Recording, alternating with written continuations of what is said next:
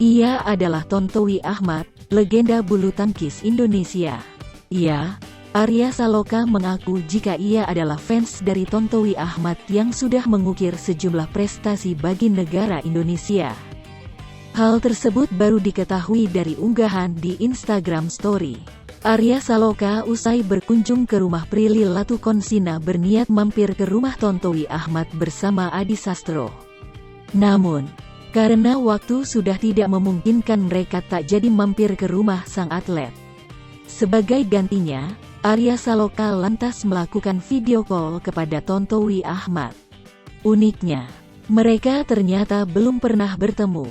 Mau mampir ke gubuknya idola? Jamnya mepet, tulis Arya Saloka lewat Instagram Story.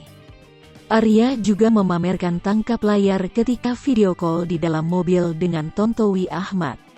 Tontowi lantas mengacungkan jempol dan tersenyum ke arah layar.